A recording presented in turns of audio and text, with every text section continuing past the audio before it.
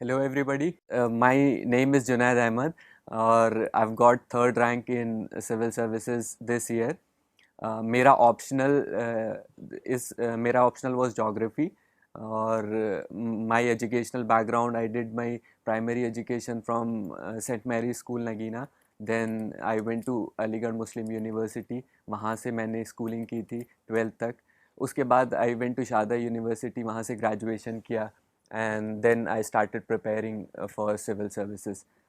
2014 में I gave my first attempt and this was my fifth attempt. Last year I got 352 rank और this year luckily I've got a third rank.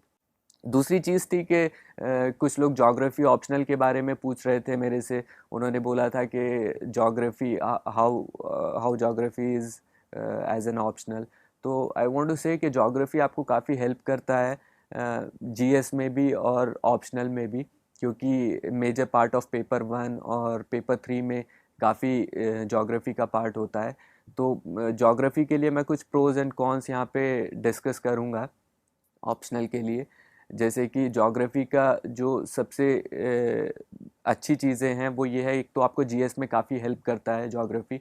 वहाँ पे आपको diagrams और ये सब चीज़ें काफ़ी आप बना सकते हैं और जीएस में मार्क्स ला सकते हैं. मेरा भी जीएस में अच्छा स्कोर रहता था, तो एक रीज़न ज्योग्राफी था उसके लिए. दूसरा, ज्योग्राफी में क्या है कि ज्योग्राफी की अंडरस्टैंडिंग क्या है, अगर आप स्क्रैच से भी स्टार्ट कर रहे हैं तो उस चीज़ को समझना और वो करना बहुत आसान होता है, क्योंकि जो फिनोमिनन्स हैं, जो चीज़ें हैं ज्योग्राफी की, वो आप इजीली अंडरस्टैंड कर सकते हैं. तो ये एक चीज़ होती है. दूसरा, कंटेंट आपके पास काफ़ी अवेलेबल रहता है ज्योग्राफी के लिए. कोचिंग्स हों या बुक्स हों, वो काफ़ी अवेलेबल रहता है उसमें. तो ये कुछ प्रोज हैं ज्योग्राफी एज एन ऑप्शनल के लिए. और ज्योग्राफी को लेके क्या है कि कुछ कॉन्स भी हैं, जैसे कि सिलेबस बहुत ज़्यादा वाइड है ज्योग्राफी का, उसको कवर करना बहुत डिफ़िकल्ट हो जाता है.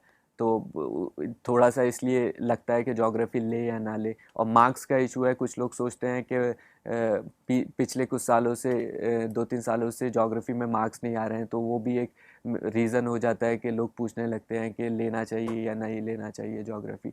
बट अगर आप ये प्रोज एंड कॉन्स देखेंगे तो अल्टीमेटली हर एक ऑप्शनल के यही चीज़ें रहती हैं. कुछ उसके प्रोज होते हैं, कुछ कॉन्स होते हैं.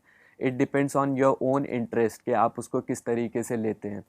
तो अगर आपको ऑप्शनल सेलेक्ट करना है, आपको चूज़ करना है, तो नॉट ओनली ज्योग्राफी, आप किसी भी ऑप्शनल अगर आप सेलेक्ट कर रहे हैं तो आपका इंटरेस्ट जो होता है, that should be the soul reason आपके ऑप्शनल सेलेक्शन के लिए. तो आई थिंक कि वहीं पे आपको सबसे ज़्यादा फोकस करना चाहिए कि आपका इंटरेस्ट कहाँ है.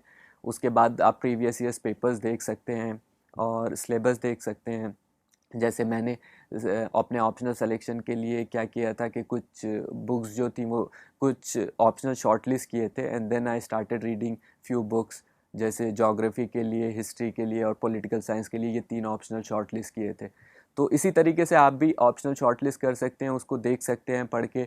आपको जो ऑप्शनल बेटर लगता है, आप इंटरेस्ट आता है, वो आप सेलेक्ट कर सकते हैं. And I am saying with my experience कि ऐसा कुछ नहीं है कि कोई हिंदी मीडियम बैकग्राउंड से है या कोई ग्रेजुएशन में मार्क्स कम है या किसी का एकेडमिक्स इतना अच्छा नहीं है या कोई कोई भी चीज़, ये कोई भी एक्सक्यूज़ नहीं है इस एग्ज़ाम को क्लियर ना करने का. आप जिस दिन से प्रिपरेशन करते हो, हाँ, उस टाइम से आप अगर डेडिकेटेड हो तो एग्ज़ाम को क्लियर कर सकते हो. Thank you. All the best every